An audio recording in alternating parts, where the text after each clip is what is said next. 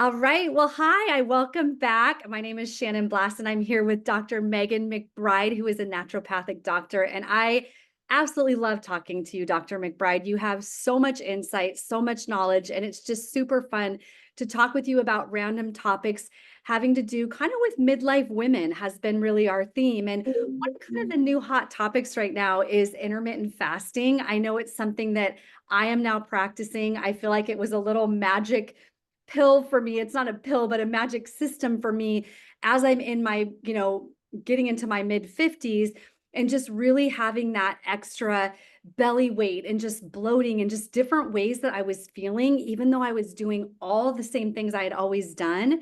There were things that were just changing in my body. So, I, of course, want to get your expertise on intermittent fasting and just sort of your perspective on it. So why don't you first of all just kind of tell us your thoughts on that? I think that fasting can be a very powerful tool to reset the liver, give the digestive system a break, and allow your body to go into more of a metabolic state of rest. One thing that we have to be as women very aware of is that how our how is our blood sugar metabolism functioning when we are eating. If Mhm. you go, if you're approaching a meal hungry, then that's a sign that you can have some low glycemia happening for you throughout the day or through the evening. If you're waking up at like 3 a.m. in the morning, between 2 and 3 consistently, that's another sign that your body is struggling to maintain blood sugar through the night. Okay. So, before you approach a fast, a woman should always be considerate of her adrenals, of her blood sugar regulation, and making sure there's also information around like what time of cycle is best for a woman to fast, and is fasting safe during menopause, which it definitely is. But again, it's just knowing your body and yeah, knowing where your limits are at. Yeah. And I love that you brought that up because I know for me, I've worked with you. You've done my labs, which, if you're watching this and you have not had your labs done by a functional medicine doctor, a naturopathic doctor, you guys, it is so different than getting your labs done through a Western medicine doctor. I will tell you that because what we learn is we are all are this unique puzzle. So, we have other videos on the different hormones and things, but I will say that if cortisols are high or all those things, that's a whole nother topic, right? So Yeah. let's assume that you are feeling pretty good. You feel like you just want more energy. Maybe you kind of have your like have a lot of brain fog. Maybe you just have this stomach bloat or this extra weight gain, and you're like, gosh, I've done everything. I'm eating healthy. I've had my labs checked. Hormonally, there's so many things going on. And I think that what can happen is this can be that thing that you try to see how you feel. And the one that I am doing is a 16 and 8 hour window. So it's an 8 hour eating window, 16 hours of fasting. And I know between hours 12 and 16 of the fast, that's when the metabolic state changes and you go more into that fat burning mode. And what's I have found to be so amazing about it is I feel different during that 12 to 16 hours. And I can almost feel my body, it just feels like it's in a different state in a subtle kind of way. But when I do have a protein shake at hour 16, I don't know if anything's ever tasted better. So I think, right, like you're so excited to have something, but can you kind of explain to us like what's going on during those 16 hours? Because I think there's so much like overflow in our bodies. Like there's so many extra toxins in our bodies. Our livers are working extra hard to get rid of all the things that we're putting into it. So when we have this state of fasting, sort of what that is actually doing in our body to kind of clean it up a little bit. Yeah, it's a the medical word is called autophagy. And so that what that's meaning is that it gives your body this beautiful space to get rid of a lot of the metabolic waste. As you go to bed at night or as you head into a fast, the body does a checklist, and it tends to go down. Okay, we're going to release the gallbladder right now. We're going to go through a gallbladder healing cycle. Okay, we're going to do a liver healing cycle. We're going to reset the adrenals. And so it kind of does like as if we were to uh, turn a computer off, it kind of goes through its buffering patterns. It goes through the metabolic systems of the body, and it kind of check, clears them out, and they go through some healing processes. But even in the healing processes, we're still creating some metabolic waste. Mhm. And metabolic waste happens in every system, and the main system that it can happen in, not that it can, that it does happen in daily, is the nervous system and the brain.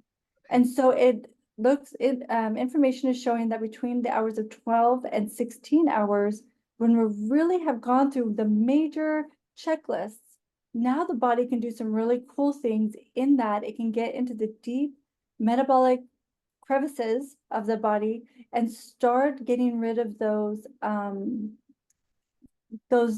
waste that can gum up the works. Mhm. It's not, of course, the vital organs take precedence because we must live every day. We need our liver, we need our heart. Yes, we need all these things. But now let's get into the crevices and really clean out the drawers in the closet, is the way I look at it. It gives your body really that break. So if you're getting into that time of fasting during the day or in the morning, you can actually experience some clear thinking. The Mhm. brain feels a little bit more surge of energy.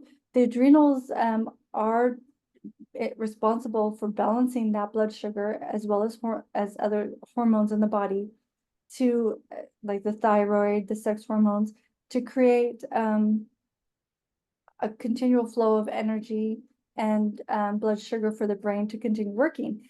But when all is dialed in and you're going through this 12 to 16 hours of the fast, it can be super powerful. It can be a really great state. I've even done fasts personally of 72 hours, up to 72 hours. Now, I wouldn't recommend anyone start out the gate like that, but it is an interesting effect that the body has going into these states where of autophagy, where you can really feel it humming, so to Yeah. speak.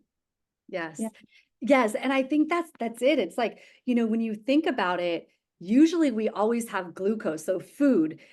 There's always something to burn, right? Especially if you're eating or snacking late at night or first thing in the morning when you feel a little bit of a hunger pain, you grab something to eat, or even if you're drinking like a coffee, but you're adding cream or milk or something to it, our body constantly has fuel to burn. Like most of us don't have where the state is switching over into the autophagy. So I think that is the biggest difference. And when you learn what breaks a fast, because pretty much anything breaks your fast that has any kind of calories in it.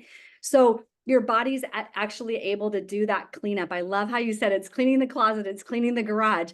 So as a midlife woman, if you have not tried this, do you think like advice, maybe if they're not able to quite get their labs done yet, maybe try just starting with like 12 hours, go like be done eating at 7 p.m. and then maybe make sure you don't have anything before 7. If you feel good and you're sleeping well, maybe go to 13, 14 and kind of build up to that, but really pay attention to how you're feeling. Would that be a safe way to do that?